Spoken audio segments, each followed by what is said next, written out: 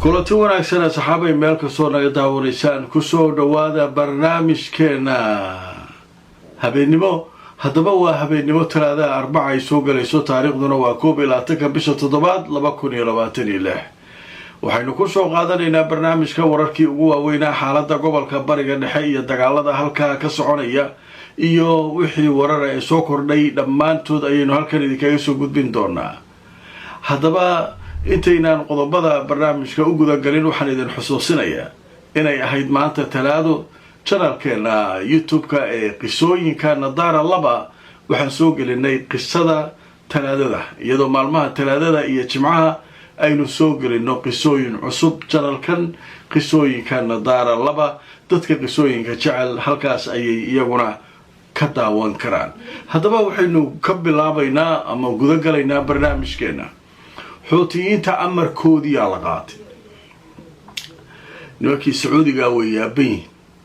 waatay ku hanjabeen sacuudiga maraakiibteena waa difaacanaynaa, wixii noo soo socda ay ku hayeen. adeer nimankan horaa loo bartay, xuutiyaa la yidhahdaa. amerikaana ka qayliyey. amerikaan maraakiibtiisa iyo israa'iil say nagta ugu hayeen iyo wixii ka yimid wax ka celi kara ma jiraan. isbaaro kala waaye meeshaas hadday soo degaan say usoo degeen waayo. iiraanna xaggay degan tahay, intana xuutiyaa degan. hadda waxay ku bilaabatay sacuudiga maraakiibtiisii wax soo mari kara meesha ma leh. waxay kaloo ku bilaabatay markab kasta oo shirkadi leedahay oo sacuudiga u socda iyo mid sacuudiga ka yimidba nagtaa ka saaranayn. 6 markabaa kala carartay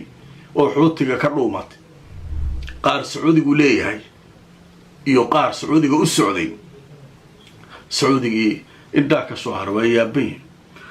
maraakiibta iyo shirkadihii waa loo digay, iimaylaa loo qaybiyey. xuutiga waxay yidhaahdeen ciddii sacuudi aadaysa iyo midii ka timaadaba nagtaa ka saarayna. sheekadii marka badda cas cirkay gashay. haddaba marka aan idin tuso wararkii ugu dambeeyey ee caawa arrintaa laga qoray. haddaba telefishinka aljazeera ayaa warbixin goor dhoweyd qoray ku saabsan 6 markab inay dib ugu laabteen meelihii ay ka yimaadeen kadib markii digniinihii xuutiyiinta ay qaateen. xukuumadda yeman ee caalamku taageero iyaduna arrintan waxay ku eedeysay inay iiraan ka dambayso oo markaa iiraaniyiintu ay ku lug leeyihiin sida ay yemaniyiintu sheegayaan. haddaba kooxda xuutiyiinta dalka yeman ayaa talaadada maanta ah waxay sheegeen inay markaa ku qasbeen 6 markab inay dib uga laabtaan badda cas kadib markii ay u hanjabeen, ayna sheegeen inay beegsan doonaan maraakiibtaas. waxaana la sheegay maraakiibtaasu qaar inay ku socdeen sacuudiga, qaarna ay ka yimaadeen in markaa ay halkaa ka wareegteen oo goobahoodii ku laabteen. warbaahinta xuutiyiinta ayaa caawa soo xigatay ilo military oo sheegaya in 6 markab ay ku laabteen dekadihii ay ka yimaadeen. haddaba warbixin la soo saaray oo ay qortay wakaaladda wararka ee Reuters ayay ku warantay in 2 markab oo shidaal siday oo kuwa xamuulka sacuudiga ah oo u socday dhanka iyo Aasiya inay bedeleen meeshii ay mari lahaayeen oo ahayd Bab al-Mandab, iyagoo dib ugu laabtay inay maraan kanaalka Suways iyo dhanka iyo Masar, iyagoo ka cabsaday xuutiyiinta inay nagta ka saaraan. haddaba bartilmaameedyada xuutiyiintu waxay sheegeen kooxda xuutiyiinta inay fariimo email ay u direen shirkadaha maraakiibta, ayna u sheegeen cid kasta oo tagta dekadda sacuudiga iyo kuwa ka yimaada iyo kuwa u socdaba inay beegsan doonaan. haddaba xuutiyiintu waxay sheegeen howlgallada in markaa ay saamayn doonaan dhammaan maraakiibta. amarkan ay xuutigu ku go'doomiyeen sacuudiga ayaa soo baxay 20kii bishan aynu ku jirno Luulyo. waayahay warku waa cad yahay. sheekada sacuudi haddaad ilaashan karto maraakiibtaada kaala ilaaliyaa ka dhacday. 2 markab oo shidaal wado sacuudigu leeyahay sida wakaaladda wararka ee Reuters ay qorayso caawa waxay rabeen inay dhankaa iyo Bab al-Mandab soo maraan, laakiin sheekada way xumaatay. xuuti waxay yidhaahdeen carwaa ninkii halkan soo mara. xuuti beenuu sheegaa waxba weerari kara miyaa la dhihi karaa waa lasoo bartay ninkaan waa lays bartay meeshaan waa lays yaqaanaa cidaan la aqoon tabarteeda ma jirto xuuti gantaal ma hayso iyo xuuti daroor ma hayso yaa dhihi karaa niman iska dhaaf meeshaan dariska la ahee israa'iil ka xariiftamayo ay labadii markab markay arkeen bahashu inay serious tahay oo xuutiga aan loo dhawaan karin sacuudiga labadiisa markab waa jeesteen meeshaan fudud ay rabeen abal inay ka baxaan maaragtay baabal mandab soo maraan dhanka iyo jabuuti iyo soo maraan saas u soo maraan aasiyadaasay u socdeen laakiin hadda maxay ku qasabtay inay gadaal u baxaan masar kor maaragtay kanaal suways soo maraan kor ka soo galaan xaalku marka jiquu ku yahay sacuudigii xaaladda waa ku xuntaa laleeyahay maxaa u geeyay sacuudi nimankaa xuutiga isugu taataabanayaan dowladda yeman ee sacuudigu taageerana waxay leedahay sheekadan xuuti keliya ma ah iiraana ka dambaysa waxay rabtaa hurmusa u xiran intana in la xero qooto lagu xero ayaa meeshaan la bilaabay leedahay marka sheekadaasu halkaasay maraysaa waa ka gudbaynaa qodobka kale ee muhiimka ee caawa wararka soo kordhay waxaa ka mid ah ninkii Trump ahaa wuxuu sheegay laba meel inuu weerarayo xuutiyiinta inuu weerarayo wuu sheegay hadday wax dhibaataa ka geystaan uu yidhi badda cas eeriyadeeda waa weerari doonaa kow midda kalena jabalu fas waa meeshii nuclearka hoos ugu qarsan yahay iiraan wuxuu yidhi iyana waa weerari doonaa haddaba markaan idin tuso wararkii ugu dambeeyay akhbaaraadka arrinkaa ku saabsan madaxweynaha Mareykanka Trump ayaa ku hanjabay inuu weerari doono goobta la yiraahdo Jabal al-Fas ee Iran iyo sidoo kale inuu weerari doono xuutiyiinta Yemen madaxweynaha Mareykanka Donald Trump ayaa wuxuu yiri xayiraadda ka jirta marinka Hormuz ayaa sii socota mana jirto cid ka gudbaysa halkaas xaaladda way xun tahay waxaa laga yaabaa uu yiri inaan dhawaan si adag u weerarno goobta Iran ee nuclearka ee la yiraahdo Jabal al-Fas xaaladda marinka Hormuz saameyn kuma yeelan doonto doorashooyinka dhexe ee dalka Mareykanka ayuu yiri Iran ma heli karto mana heli doonto hubka nuclearka waxaan si weyn hoos ugu dhignay awoodii Iran goob kasta oo nuclear oo Iran ay adeegsato waa weerari doonaa haddii ay wax ka dhacaan badda casna waxa uu yiri waxaanu si fudud wax uga qaban doonaa arrintaas inagoo ka jawaabi doonaa macnaheedu yahay inay weerari doonaan xuutiyiinta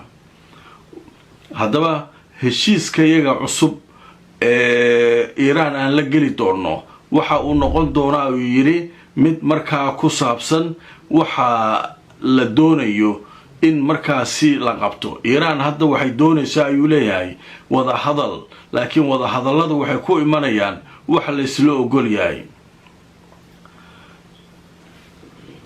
way marka ninka Trump marka wuxuu leeyahay aniga badda cas haday wax ka dhacaan xuutiyiinta waa weeraraya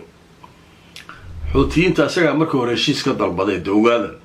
waxaan wuxuu ku seexinaa Sacuudiga iyo wadamada kale ku seexinaa baale xuuti iyo asaga way shaqaalaan marka Mareykanku leeyahay mari waay meesha markaas wuxuu dhahay isdayna lagu kala joogaa hadda marka hadii aan isdayna uu ka soo tago ninkan oo uu bilaabo inuu maaragtay Sacuudiga ishayaan xuutiga hadda Sacuudiga u heelayo marka hadee waa la isku baabaayaa xaalku marka halkaas uu maraya xaaladda marka caawa aaday u kacsan tahay Hormuzna waa qab halkana waa xiran tahay iyadoo xiran camal waa inkastoo la leeyahay Sacuudiga bas la weeraraya laakiin meel xaaladdu aan halis tahay maraakiibta laftirkooda way ka baqayaan marka xaalku marka halkaas wararkaas soo kordhay dhanka kale Kuwait ayaa waxay u yeertay safiirka Iran ashtaka waay marka Kuwait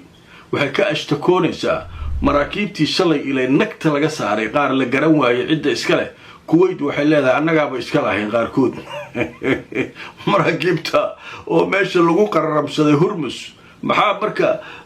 marka soo marsay maba la mari karaa leeri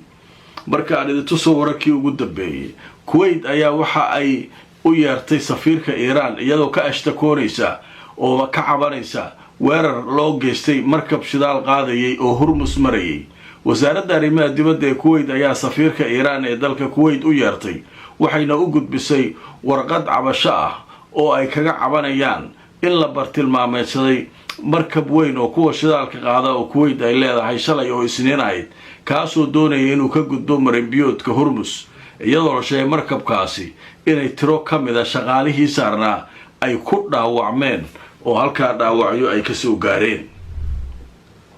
marka ashtakadii marka tii hore waa la daalay ashtakada gantaalaha iyo maalin walba nolol maalmeedka ka mid noqotay Mareykanka meesha joogo jugta lagu hayaa kaas ma ka ashtakoodayaan kaas hadda waxa waaye qayladu hadda waxay ashtakadu tahay markabkeena maxaa u taabateen markabkeeni meesha marayay shalay markabka shaqaalihii waa ku dhaawacmay ilaa maraakiibta meesha lagu qarramsanayay markaana iska lahaa marka hawshaas halkaasay baraysaa ugu dambeyntii marka caawa barnaamij waxaanu ku soo qaadanaynaa madaxweynaha Lubnaan ayaa muddo 17 sano iyadoo madaxweyne Lubnaan uusan aqalka cad tagin ayaa tagay caawa wuxuuna kulan la qaatay ninka la yiraahdo Donald Trump madaxweynaha Lubnaan ayaa halkaasi marka kulan albaabada u xiran la yiri ayay halkaa ku wada qaateen haddaba marka aan tuso wararkii ugu dambeeyay ee sheekada laga qoray madaxweynaha Lubnaan ayaa la kulmay Trump aqalka cad waxaana bilowday wada hadaladoodii Joseph Aoun madaxweynaha Lubnaan iyo Donald Trump waxayna ku kulmayaan aqalka cad ay ku kulmeen wax yar koor waxaana la sheegay sida wariyaha Al Jazeera ay ku soo waramayso halkaasi in kulanku uu yahay mid albaabadu ay u xiran yihiin Aoun waa madaxweynihii ugu horeeyay Lubnaaneys ah ee gala aqalka cad muddo 17 sano ah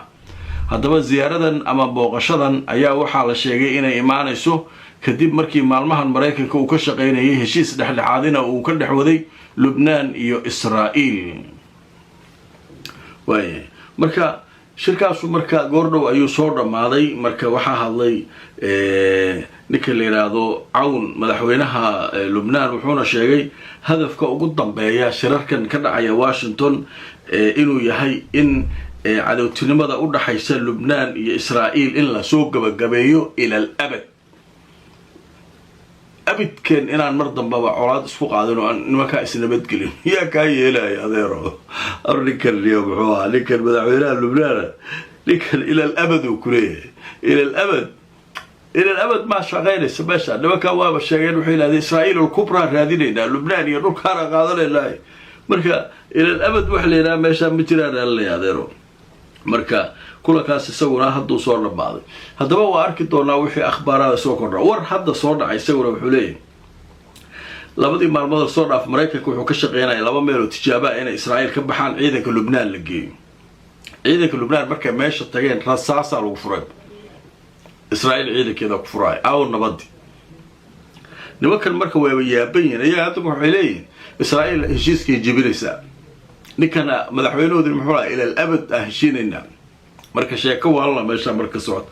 barnaamijka caawa naga inta fakar aragti waxaad hayso noo soo qor inta aan mar kale kulmayno nabadgelyo